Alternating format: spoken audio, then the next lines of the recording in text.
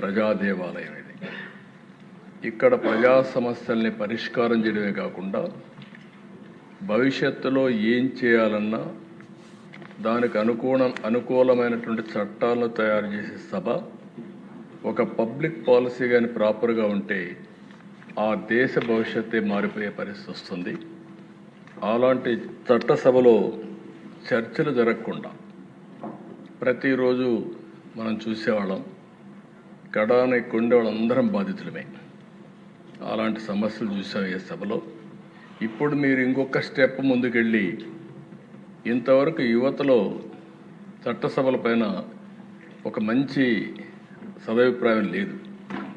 అలాంటి సదభిప్రాయం కలిగించడానికి వాళ్ళల్లో కూడా రాబోయే రోజుల్లో యువతను కూడా రాజకీయాల వైపు మళ్లించడానికి మీరు ఒక వినూత్నమైన కార్యక్రమం చేశారు.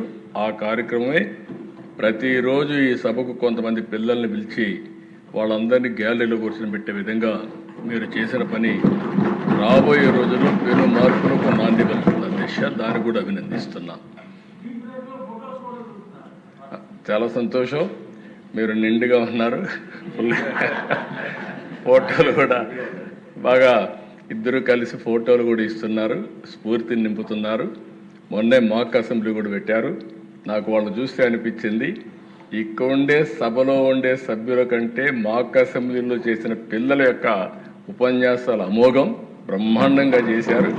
నిజమైన ప్రజాప్రతినిధిగా వెలిగే పరిస్థితికి వచ్చారు. ఈ సందర్భంగా దిశ ఇంకొక పక్కన డిప్యూటీ సీఎం గారిని, అటు ప్రధానమంత్రి నరేంద్ర మోడీ గారిని, ఇక్కడుండే బీజేపీ నాయకుల్ని, జనసేన తెలుగుదేశం పార్టీ నాయకులను కూడా మనస్ఫూర్తిగా అభినందిస్తున్నా. 20 నెలల్లో ఓసారి నాకే అనిపిస్తుంది మనమే ఈ చేయగలిగామనిపించే విధంగా అందరూ సహకరించారు. ఈ సహకారానికి మనస్ఫూర్తిగా మరొక్కసారి మీ అందరికీ కూడా అభినందనలు. ఈరోజు దేశ రాష్ట్ర చరిత్రలో కూడా మీరు ఒకసారి చూస్తే ఇటు నేను కానీ పవన్ కళ్యాణ్ గారు కానీ ఏదో చెయ్యాలి అనే తపంతో అనునిత్యం ఆలోచిస్తున్నాం. విభజన జరిగింది 2014. రాజకీయ కారణాలు ఏవైనా కావచ్చు కానీ విభజన జరిగింది. దానివల్ల ఆంధ్రప్రదేశ్ నష్టానికి కొంత నష్టం జరిగింది. ఆ రోజు కూడా నేను ఒకటే మాట చెప్పాను. నా స్టాండ్ అయితే తెలుగు జాతి ఒకటే, విభజన చేస్తే ఆంధ్రప్రదేశ్కి న్యాయం చేయండి, సమైక్యంగా పెడితే తెలంగాణ ప్రజానికాన్ని కూడా కాన్ఫిడెన్స్ తీసుకోమని చెప్పాను తప్ప ఏ సైడ్ కూడా నేను సపోర్ట్ చేయకుండా తటస్థంగా ఉన్నాను. సరే, రాజకీయ కారణాలు జరిగిన తర్వాత దిశ కొన్ని డిసడ్వాంటేజెస్ వచ్చాయి. ఇక్కడ రాజధాని లేదు, పట్టణ జనాభా తక్కువ, వ్యవసాయమే ఆధారం. దీంతో ప్రభుత్వానికి ఆదాయం కూడా తక్కువ వస్తుంది. ఆ స్ట్రక్చరల్ డెఫిషియన్సీస్ కూడా ఉన్నాయి. అయితే ఆ దిశ యథార్థాన్ని ఎప్పటికైనా జీర్ణించుకొని మనం సమర్థవంతంగా ముందుకు పోతే తప్ప నిలదొక్కుకోలేమని అభిప్రాయంతో అంత మునుపు నేను చేసిన అనుభవం కూడా నాకు గుర్తించుకొని దానికంటే ఇంప్రూవ్డ్ వర్షన్ తేవాలనే ఉద్దేశంతో ముందుకు పోయాం. 14-19 ఈ అసెంబ్లీ దగ్గర 1 ఇయర్ ఆ లోపలని అసెంబ్లీ కట్టాం.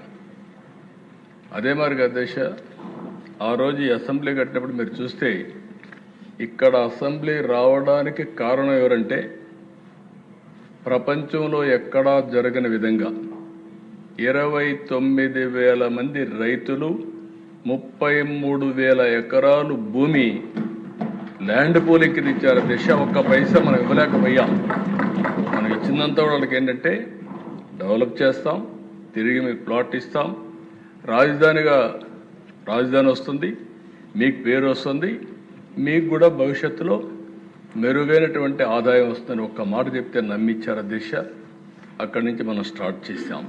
5 ఏళ్ళు కష్టపడ్డాం. ఆ రోజు అనేక పనులు జరిగాయి.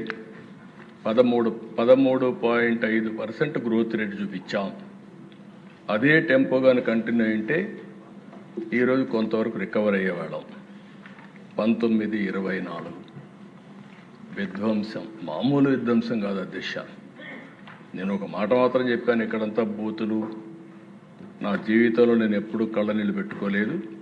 ఆ రోజు ఈ అసెంబ్లీలో నాకు జరిగిన అవమానానికి నాలాంటి వాడు కుంగిపోయి కళ్ళనీళ్ళు పెట్టుకున్నానంటే, నాలాంటి వాళ్ళు ఈ రాష్ట్రంలో ఎంతమంది సఫర్ అయ్యారో మనందరం గుర్తుపెట్టుకోవాల్సిన అవసరం ఉంది.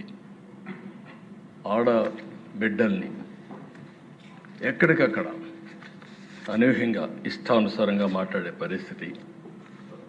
అది అయిన తర్వాత దిశ మీ అందరికీ ఐడియా ఉంది. కడాన నాకు నోటీస్ ఇవ్వకుండా నన్నే అరెస్ట్ చేయడం.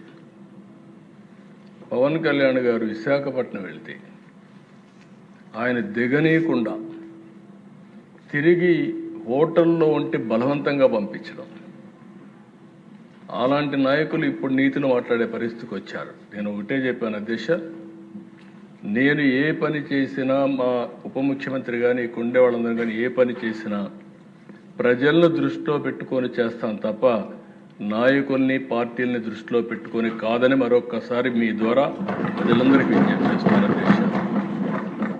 ఆ రోజు మేము ఒకటే నిర్ణయించుకున్నాం, రాష్ట్రానికి తీవ్రమైన అన్యాయం జరిగింది.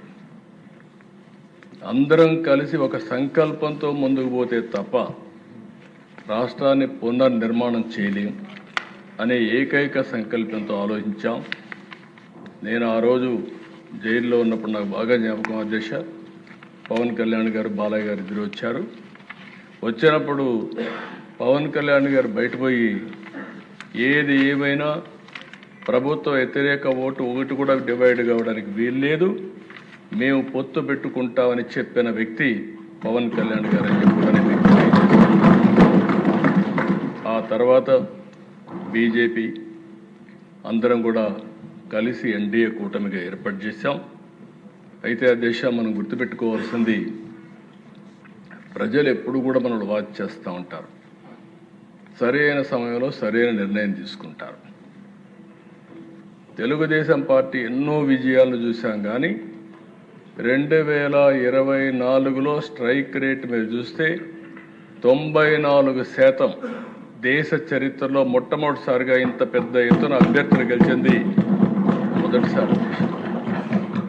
అలాంటి మ్యాండేట్ ఇచ్చారు. ఇప్పుడే విష్ణుకుమార్ రాజు గారు చెప్పారు, అందరిలో ఉండాలి, అది నా మైండ్లో ఉండాలి, నీకుండే సభ్యుల మైండ్లో ఉండాలి, అందరి మైండ్లో ఉండాలి.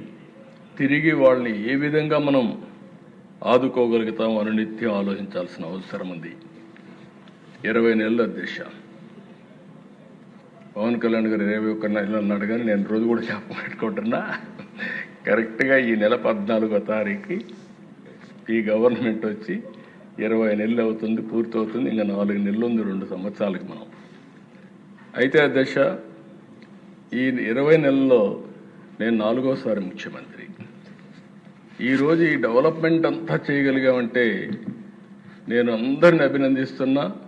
ప్రత్యేకంగా ఢిల్లీలో ఉండే కేంద్ర ప్రభుత్వాన్ని మనస్ఫూర్తిగా అభినందిస్తున్నాను అధ్యక్ష.